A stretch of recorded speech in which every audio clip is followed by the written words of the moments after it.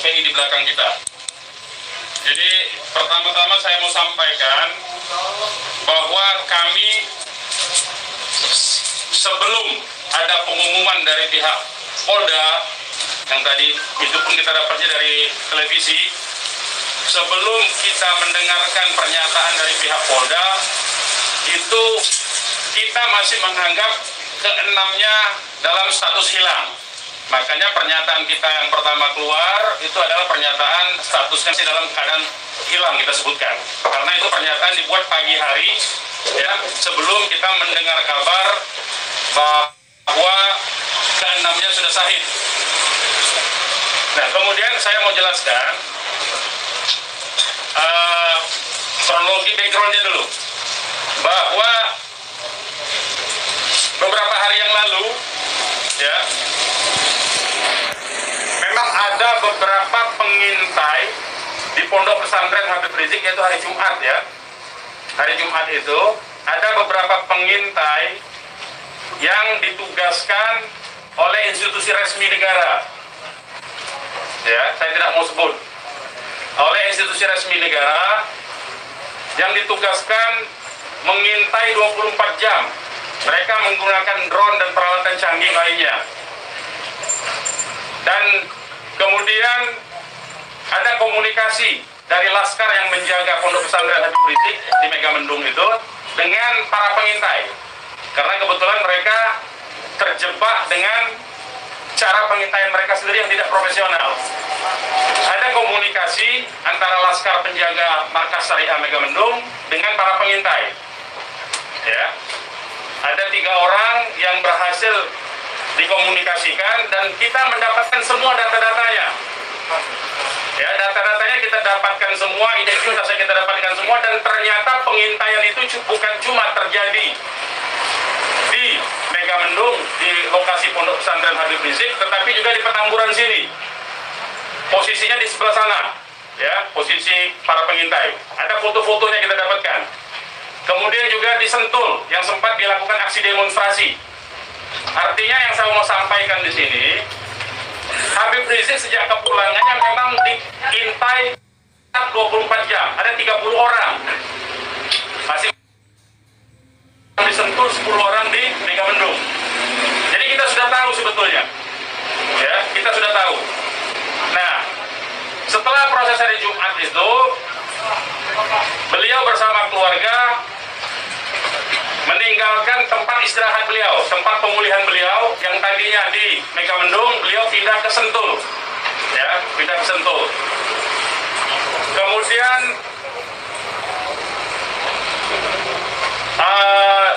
Ahad, ya, malam, yaitu hari Minggu, pukul 22.30, artinya lebih sekitar setengah 11-an, ya, setengah 11 sampai jam 11 malam. Beliau meninggalkan lokasi dari Sentul untuk menuju ke tempat pengajian keluarga inti. Saya mau sebutkan, pengajian subuh, ya, pengajian subuh keluarga inti. Jadi tidak melibatkan pihak mana-mana pun juga. Dengan 4 mobil keluarga. Di dalam mobil ada istri beliau, ada anak dan ada menantu. Artinya ada perempuan di dalam mobil itu. Dan ada cucu beliau. 2 orang masih bayi, 3 orang balita. Ya. Jadi di rombongan Habib Rizik itu ada balita, ada bayi dan masih belum 1 tahun, dan ada balita. Itu yang saya mau tegaskan. Jadi ini adalah perjalanan keluarga biasa. Beliau mau melakukan pengajian keluarga saja, karena biasa pengajian subuh keluarga. Ya.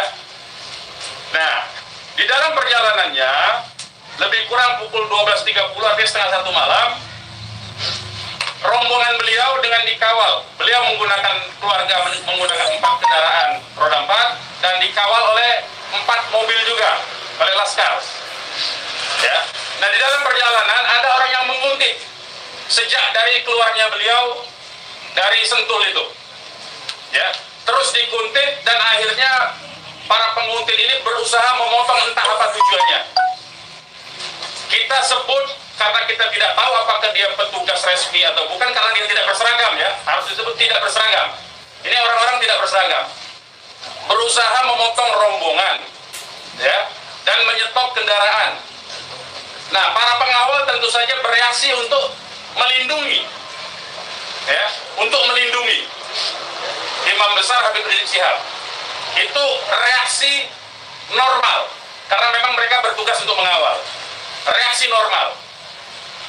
Yang patut diberitahukan kepada teman-teman pers semua bahwa fitnah besar kalau laskar kita disebut membawa senjata api dan tembak-menembak. Fitnah itu. Laskar kami tidak pernah dibekali dengan senjata api. Kami terbiasa tangan kosong.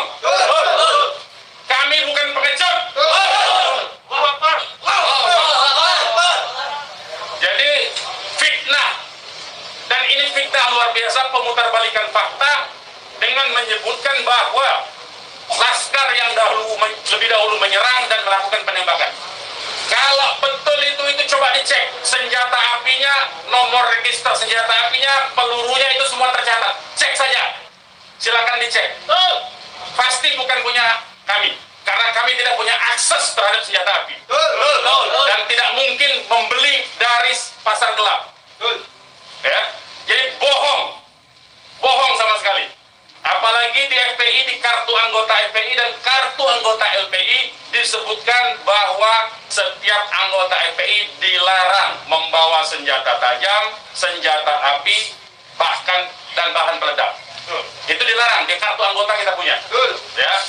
Nah, jadi upaya-upaya memfitnah, memutarbalikkan fakta, hentikanlah. Ya. Hentikanlah. Nah, kemudian kejadiannya, ya, kenapa kami menyatakan laskar kami dalam keadaan hilang? Karena memang kami belum tahu keberadaannya di mana. Itu membuktikan bahwa mereka dibunuh dan dibantai. Ya. Kalau sejak awal tembak menembak itu berarti dia tewasnya di tempat dong. Tewas di tempat pasti banyak. Semalam saya sendiri sampai jam 3 sudah ngecek dengan teman-teman yang di lapangan, tidak ada jenazah di situ, tidak ada keramaian di situ. Yang ada justru petugas aparat setempat yang ada di lokasi yang diperkirakan di sekitar pintu tol Karawang Timur. Ya, di tengah malam itu saya suruh cek. Begitu saya mendengar ada berita terjadi ada laskar kita yang ditembak, kita suruh cek ke pintu tol Karawang Timur. Ternyata tidak ada mobil laskar di situ. Mobil laskar tidak ada, jenazah tidak ada. Kalau itu memang tembak menembak dan tewas di tempat, itu pasti ada jenazah di situ. Pasti membutuhkan proses lama untuk evakuasi di situ. Tetapi ini tidak ada. Dan bahkan saudara-saudara perlu ketahui, teman-teman media, sempat salah satu laskar mengirimkan voice note rintihan dari salah satu laskar kita yang ditembak. Itu artinya apa? Itu artinya laskar kami dibawa ke satu tempat dan dibantai di tempat itu. Dibantai di tempat lain. Itu artinya. Dan kemudian waktu kemudian setelah voice note terkirimkan, tidak ada lagi HP dari laskar 6 orang itu yang aktif kita hubungi. Kita sudah cari sampai pagi tadi, sampai siang tadi, sebelum pengumuman dari pihak Polda, kita sudah cari kemana-mana, ke rumah sakit kita cari, ke kantor polisi kita cari, karena kita anggapnya itu orang hilang. Dan ternyata kemudian ada pengumuman bahwa seperti yang dinyatakan fitnah, yang menyatakan tembak menembak itu. Ya. Nah, jadi sekali lagi saya mau katakan tidak betul, ya, berdasarkan fakta-fakta dan kronologi yang saya sampaikan bahwa terjadi tembak menembak dan laskar memiliki senjata api, itu tidak betul sama sekali. Itu fitnah besar terhadap kami, fitnah besar terhadap umat Islam. Kami anggap itu upaya memutarbalikkan fakta yang tidak pada tempatnya. Saudara-saudara harus diperhatikan, ini 6 orang, ya, 6 orang wafat dibantai, keluarganya ada 1 di dalam. Ya, ibunya ada 1 di dalam, ada 1 orang tuanya laki-laki sedang sholat di masjid. Ya, ini anak-anak kita tahu persis. Anak-anak ini hanya bentuk kecintaannya mengawal pimpinan kami, imam besar, hanya bentuk pengabdian, tidak memiliki agenda apapun, tidak memiliki senjata api, tidak memiliki bahan peledak dan segala macam bentuk senjata lainnya. Dari kami, saya kira itu. Ketua Umum silakan kalau ada yang mau menyampaikan. Mungkin ada tanya. Silakan. Ya. Untuk pengecekan CCTV di lokasi sudah diminta? Belum kita lakukan karena kita ini masih sibuk sampai dengan siang tadi sebelum ada pengumuman dari pihak Polda, kita masih sibuk memastikan keberadaan 6 orang tersebut. Ya, jadi kita belum ngecek kemanapun, kita masih menelusuri kemana-mana tempat dari kemungkinan itu dibawa, yaitu apakah rumah sakit, karena kita mendengar ada voice note yang tertembak kan, rintihan dari salah satu korban yang ditembak, masih sempat didengarkan oleh Laskar yang tetap mengawal, ya. Dan kita belum mengetahui itu sampai hari ini, bahkan sampai detik ini kita belum mendapatkan akses terhadap jenazah. Itu yang patut dicatat. Kita tahu bahwa mereka 6 orang Laskar ini yang syahid ini adalah wafat baru tahu dari pengumuman, ya, dari pihak kepolisian.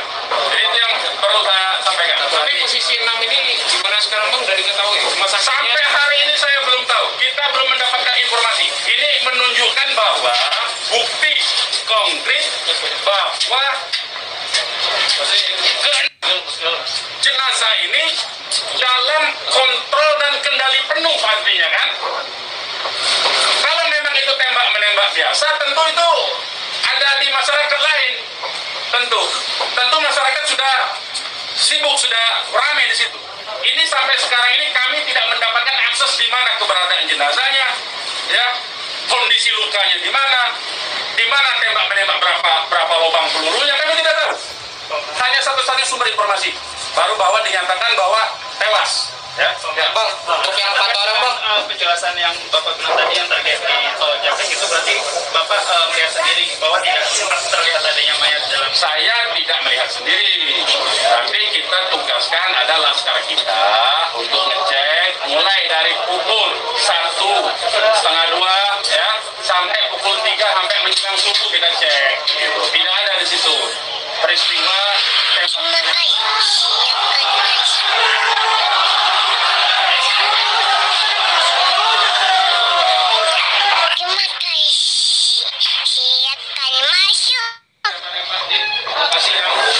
kita duga tempat terjadinya itu. Bang, untuk yang 4 orang yang masih sisa itu kan ada 10 orang kayaknya yang dikabarkan Yang mengawal itu 4 mobil, jadi lebih dari 10 orang. Berarti yang sisanya itu bakal bisa menjadi saksi dong Bang? Insya Allah bisa, ya, Insya Allah bisa. Tapi konsentrasinya 2 mobil konsentrasinya terus melakukan pengawalan terhadap Habib Rizik, ya. Yang 2 mobil lagi itu yang berhadapan dan untuk upaya ditangkap oleh pihak yang kita belum tahu sampai sekarang. Tapi diakui oleh mereka itu sebagai polisi kan.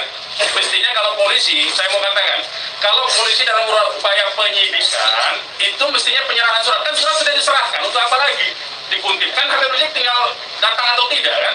Kalau dia datang kan ada upaya-upaya hukum yang mereka gunakan berdasarkan kewenangan mereka. Tidak perlu ada kuntit-menguntit seperti itu, ya. Jadi ini menjadi catatan penting, ya. Ini menjadi catatan penting. Habib Rizik sudah dipanggil dan kita sudah mendatangi hari ini pengacara kita, ya. Jadi tidak ada kaitan itu dengan bahwa Habib Rizik seperti apa, tidak ada. Ya, itu proses mekanisme hukum biasa, ya. Silakan yang lain. Ada langkah-langkah hukum atau langkah apa terkait kejadian ini? Ya tentu begini. Jadi ini tidak boleh ada satupun ya warga negara, ya, penjahat sekalipun ya, itu dibenarkan untuk dilakukan apa yang disebut dengan extrajudicial killing seperti itu. Kalau demikian caranya, berarti lembaga kejaksaan, lembaga pengadilan dibubarkan saja. Cukup kalau polisi menganggap itu penjahat, ditembak, melawan, ditembak, mati udah kan, berarti nggak perlu pengadilan. Kita ini negara hukum atau negara kekuasaan, ya. Jadi itu perlu jadi catatan juga. Jadi upaya hukum apa? Upaya hukumnya adalah dalam hal ini disebut secara hak asasi manusia, instrumen hak asasi manusia. Ini disebut dengan extrajudicial killing. Ini pelanggaran berat hak asasi manusia. Mereka yang melakukan proses pembunuhan extrajudicial killing ini, pembunuhan di luar proses hukum ini mestinya diadili oleh pengadilan HAM. Ya, mestinya instrumen yang bergerak adalah Komnas HAM ini. Ya, Komnas HAM. Ya, kita minta Komnas HAM secara terbuka untuk melakukan penyelidikan karena ini jelas-jelas by intention ini, ya. Dan yang dilakukan terhadap Habib Rizik ini terencana, ya. Ya, silakan. Penegasan aja, jadi informasi mengenai meninggalnya Anita Laskar ini Itu berdasarkan hasil rilis yang disampaikan dari pihak Polda, dari pihak Polda. Makanya kita menjadi heran, ya. Artinya itu firm mereka dibunuh tuh, ya. Enam orang itu sendiri identitasnya bisa disebutkan mungkin. Yang 6 orang identitas, baik saya bacakan.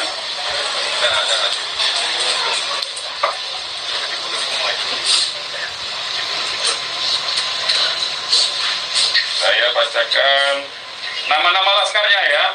1 Faiz, ini nama panggilan, kita belum cek nama aslinya ya. Ini baru nama panggilan dari teman-temannya yang mengabarkan. 1 Faiz, 2 Ambon, 3 Andi, yang Andi ini ibunya sudah ada di sini di dalam kantor kita. 4 Reza, 5 Lutfi, 6 Kadafi. Ya. Semuanya adalah anggota laskar dari Laskar DKI. Ya. Saya ulangi lagi, Faiz, Ambon, Andi, Reza, Lutfi, dan Kadafi. Ya, 6 orang. Usianya sendiri tentang mana? Usianya kita masih cross check dengan keluarga ya. Kita belum tahu karena kita kan tidak pegang KTP-nya. Bang, satu lagi nih. Peristiwa baku tembak ini kan terjadi. Tidak ada peristiwa baku tembak, Mas. Nah, peristiwa penembakan yang ada. Penembakan ini kan dikabarkan sama Pak Kapolda karena ada isu pengarahan massa ke Jakarta mengawal Habib Rizik pemeriksaan. Nah, apakah itu benar? Jadi itu membuktikan itu fitnah ya. Habib Rizik itu menuju luar Jakarta, bukan menuju dalam Jakarta. Jadi kebohongan seperti itu tidak layak dikutip menurut saya. Ya, tidak boleh informasi publik dijejali dengan berbagai macam kebohongan. Ya, hentikan kebohongan. Habib Rizik menuju arah luar Jakarta, bukan menuju dalam Jakarta. Menuju ke tempat pengajian. Pengajian itu pengajian keluarga. Keluarganya keluarga inti. Ini dari ya kalau saya sebutkan nanti Habib Rizik terancam nyawanya. Mau tanggung jawab nggak nanti? Lokasi penembakannya di mana, Bang? Lokasi penembakan diperkirakan pintu tol Karawang Timur. Yang udah dicek di sana di mana? Sudah dicek di situ, Karawang Timur. Pintu tol Karawang Timur. Sudah kita cek. Berarti kalau dari rombongan HRS sendiri nggak ngelihat ada tembak-menembak di situ ya Pak? Yang tiba-tiba Tidak ada, memang tidak ada tembak-menembak. Ya, memang tidak ada tembak-menembak. Sudah saya katakan berulang-ulang, tidak ada tembak-menembak. Kalau bahasanya tembak-menembak, itu artinya dua belah pihak memiliki senjata api yang sama. Jadi kayak saya mohon lah ya, penggunaan diksi ini, kita didiklah masyarakat ini, didiklah publik ini, edukasilah publik ini dengan fakta yang sesungguhnya. Dari kami menyatakan tidak ada tembak-menembak. Kalau konotasinya penggunaan diksi tembak-menembak, itu dua belah pihak saling memegang senjata api. Sempat mendengar senjata api dari polisi atau apa? Bagaimana? Salah satu mobil sempat terkena sempi dan sebagainya Pak. Bukan salah satu mobil, 6-6-nya udah tewas sekarang dinyatakan sendiri oleh mereka. Mengakui. Lihat 4 rombongan itu Pak, 4 mobil itu Pak. Nah, satu mobil, ya sudah saya katakan tadi, yang mengawal Habib Rizik ini 4 mobil. 2 mobil terus mengawal Habib Rizik menuju tempat pengajian. Yang 2 lah kemudian yang berusaha dihadang oleh OTK ini. Begitu saudara. Ya. Kemudian terjadilah upaya-upaya penangkapan itu dan ada sekali penembakan di tahap awal itu dan mengenai satu laskar. Satu laskar inilah kemudian yang voice note-nya sampai ke tim yang lain, ke mobil yang satunya. Mobil yang satunya segera katakanlah menyelamatkan diri begitu. Karena ini ada tembakan. Itu bukti ya. Saya mau katakan ini ada 2 mobil. Satu mobil dihadang, satu mobilnya kalau betul ada tembak-menembak dan laskar FPI punya senjata, tentu dihajar pakai mobil satunya. Ini kan tidak terjadi. Buktinya yang satunya mobil kita, laskar kita menyelamatkan diri begitu loh. Ya, itu faktanya. Jadi tidak ada penggunaan diksi tembak-menembak. Penembakan yang ada itu. Penembakan oleh siapa? Sementara ini mereka mengakui bahwa itu dari pihak mereka. Dengan tadi pernyataan kan, jelas kan? Mereka sendiri yang mengakui. Tadinya kita anggap itu OTK, tapi sekarang sudah diakui. Ya. Nah, karena ini aparat negara yang melakukan, maka ini disebut pelanggaran hak asasi manusia yang berat. Begitu.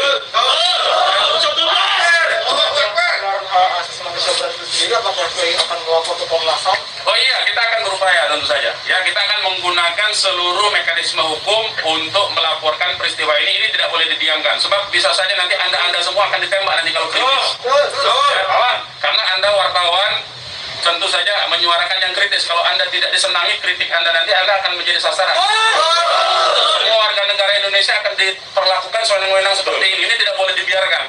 Ya, kami masih bersabar dengan menggunakan upaya mekanisme hukum. Ya, yaitu akan berupaya melaporkan ini ke Komnas HAM. Karena ini kita sebut pelanggaran HAM berat, ya. Ada upaya dari FPI untuk mengkonfirmasi soal identitas 6 orang itu nggak, Pak? Enggak, nanti kita keluarganya tentu ini sekarang aja sudah ada 3 keluarga ya. Insya Allah dari keluarga nama-namanya identitasnya akan kita dapatkan dalam waktu segera dan akan kita keluarkan identitas keluarga masing-masing termasuk umur, alamatnya ya. Sudah ada yang dihubungi pihak Polda terkait 6 jenazah itu? Belum ada. Ini kita tidak punya akses informasi ya.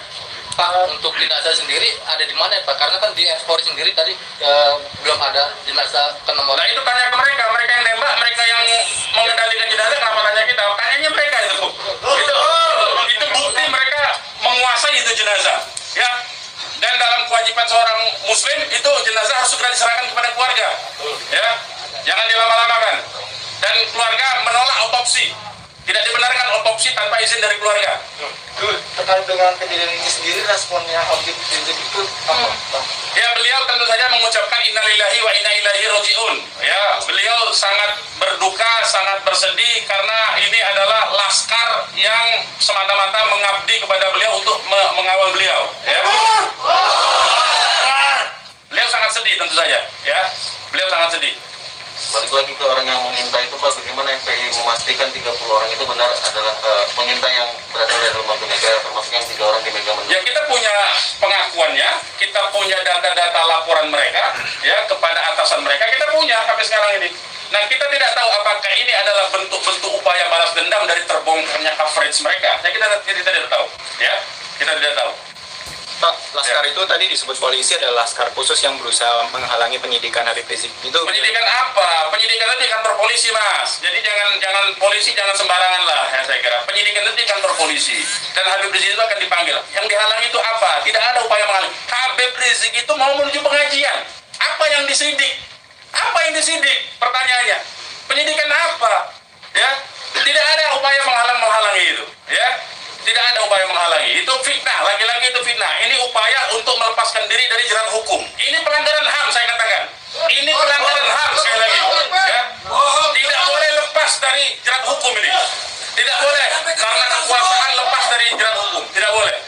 Tidak ada upaya menghalang-halangi itu. Karena Habib Rizik jelas mekanisme hukumnya. Ya, tinggal dipanggil, tinggal di keterangan saja. Ya, silakan yang lain. Masih ada? Bang, Ya. Bang, ini barusan IPW merilis tentang kasus ini. Siapa? IPW, Indonesian Police Police Watch. Watch, Jadi oke. IPW mendesak untuk Jokowi mencopot Kapolri sama membentuk tim pencari fakta bahwa ada pelanggaran di sini. Apakah teman-teman FPI akan menggandeng IPW juga untuk membentuk tim fakta? Ya, kalau IPW kan LSM memang dia selama ini berfungsi untuk menjadi pengawas polisi kan, namanya Police Watch kan. Ya, saya setuju, tentu saja terima kasih atas dukungan dari IPW untuk supaya kasus ini dibentuk tim independen. Saya setuju. Dan tim independen itu tentu saja menurut saya harus dipimpin oleh Komnas HAM karena kewenangan itu ada di Komnas HAM ya. Baik, yang lain. Ada rencana untuk melapor ke Propam juga mungkin, Bang? Ya, jeruk makan jeruk nantinya, Mas. Ya, jeruk makan jeruk. Ya. Dan ini yang jelas, ini saya katakan ini ada unsur dugaan kuat pelanggaran hak asasi manusia yang berat. Ya. Karena dia pelanggaran hak asasi manusia yang berat, maka kewenangan itu ada di Komnas. Ya, bukan lagi di Propam. Kalau Propam itu sekedar profesi saja. Ya. Oke, yang lain kalau tidak ada kita ini. Ya, ini mungkin insyaallah ta'ala kita akan masukkan juga untuk membuat tim pencari fakta dari DPR dan seluruh instansi yang terkait agar supaya tim independen bisa segera dilaksanakan, bisa terlaksana dengan yang berwibawa, dengan banyak instansi sehingga kita bisa melihat meminimalisir celah-celah kebohongan ya. Jadi seperti itu. Insya Allah ta'ala dengan tim pencari fakta independen untuk bisa menguak bagaimana peristiwa ini yang sebenarnya, walaupun kita sudah melihat bagaimana fitnahan-fitnahan yang ditujukan kepada Front Pembela Islam maupun kepada laskar-laskar kami, itu semuanya tapi tetap perlu untuk bisa terkonstruksikan ya dengan data-data dan bukti-bukti, insya Allah Ta'ala dengan keterbukaan dan juga dengan rasa keadilan, insya Allah Ta'ala. Oke. Silakan yang lain teman-teman kalau masih ada. Sekarang Pak Rizik posisinya sedang di mana? Oh, kalau kami kasih tahu nyawa Habib Rizik yang terancam. Mohon maaf ya, kita tidak bisa kasih tahu soal itu. Baik, yang lain nggak ada?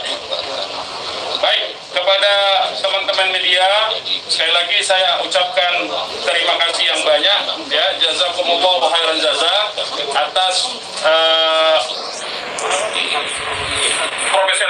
profesionalisme ya, cross check cover both side dari teman-teman, karena memang pemberitaan tidak boleh berdasarkan hanya satu pihak saja. Kami hanya menuntut kemukakanlah fakta dengan apa yang sesungguhnya dari kedua belah pihak. Nanti masyarakat yang akan menilai itu ya. Yang jelas penggunaan diksi tembak menembak saya kira harus dihentikan, karena itu adalah framing yang jahat terhadap orang tidak berdosa, yaitu 6 orang yang syahid ini. Demikian dari kami. Terima kasih. Billahi taufiq wal hidayah. Wassalamualaikum warahmatullahi wabarakatuh.